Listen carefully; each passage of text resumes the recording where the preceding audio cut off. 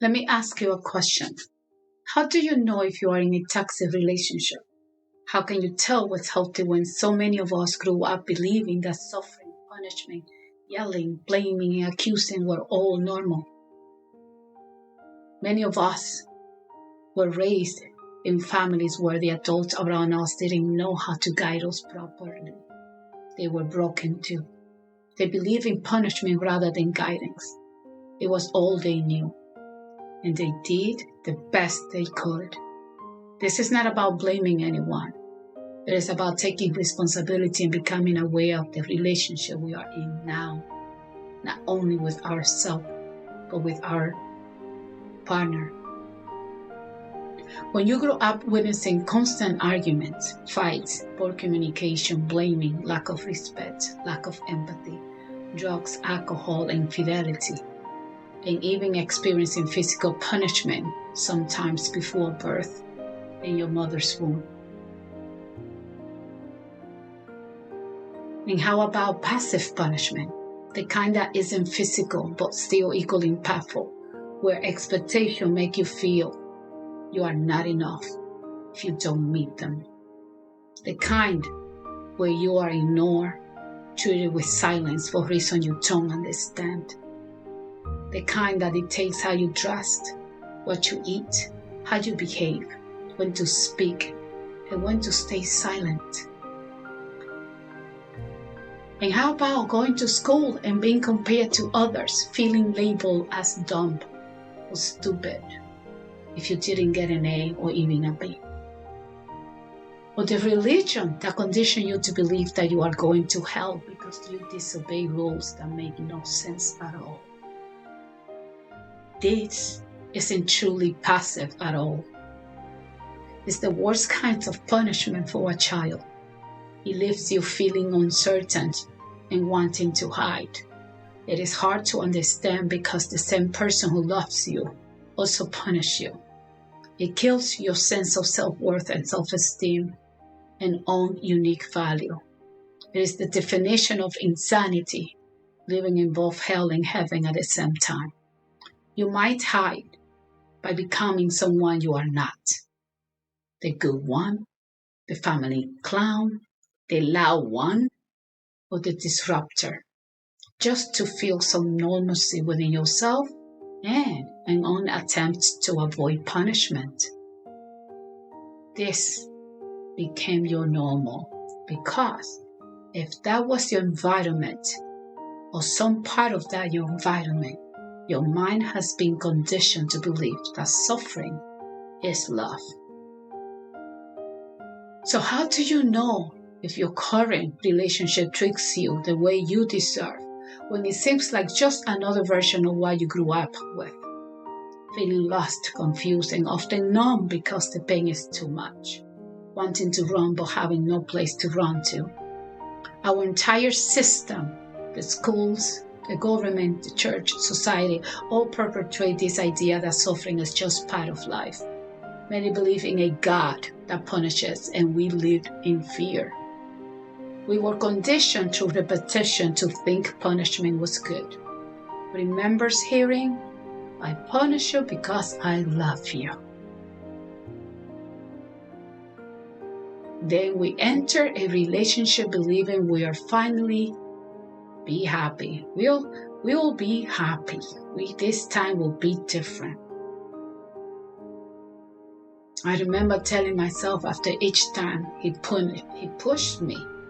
He really does love me so much. He hit me because he loves me and he wants to protect me. I truly believed that.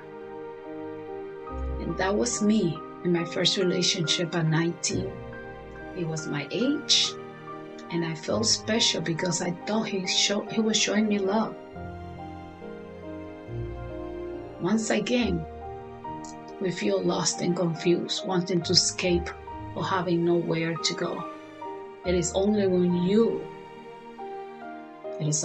I realized that there was nowhere to escape that I became aware that this wasn't normal. That it didn't feel good. And it couldn't be normal It couldn't be what I came here to do. It kept repeating like a vicious cycle. So how do you end it? How did I end it? I became aware and I made the decision to break the cycle. I chose to decide to commit and implement new habits of peace and self-awareness. I learned to love myself so strongly that no one can enter my life to hurt me. And this is what I want for you, to become aware of this pattern and to decide to break this cycle.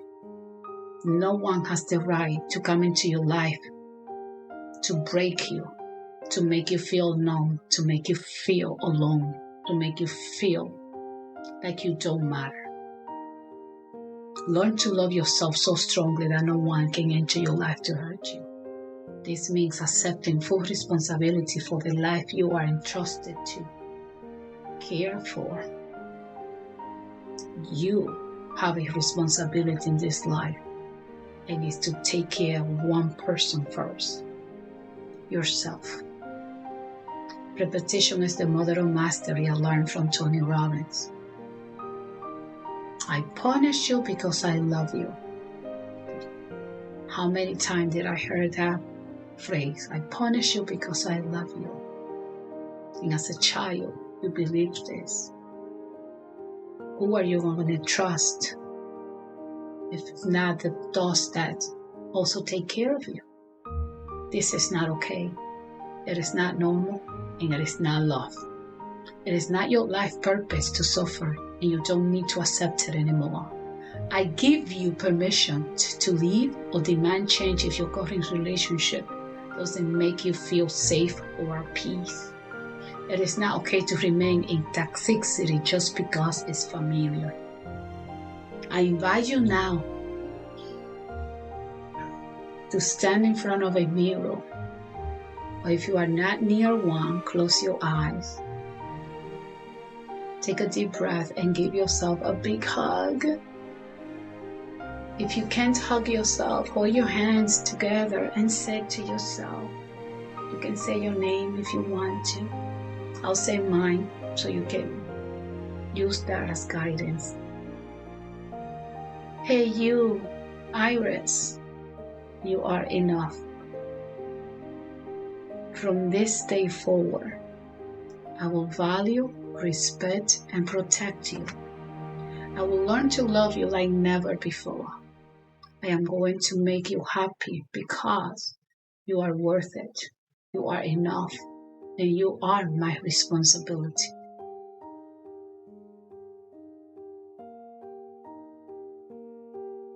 I hope this message was helpful to you. I invite you to like, subscribe, and share this information with anyone you know is in a toxic relationship, not only with someone else, but within themselves. You don't need to be with someone to be in a toxic relationship. In fact, the biggest toxic relationship is the one with yourself. Because when you heal, you will never accept anyone to come into your life to disrupt your peace. And when we work together, we heal the world together. I am also going to be adding more content like this. So let me know if you like this. And let me know what other topic you would like me to cover. And for those that don't know me, my name is Ira G. Santos. I am both a mental health therapist and a coach. And I am here because my purpose is to end suffering. Maybe I cannot end suffering in the entire universe, the world. But if I can do it for one person alone, that is enough for me. Thank you, and I'll see you in the other side.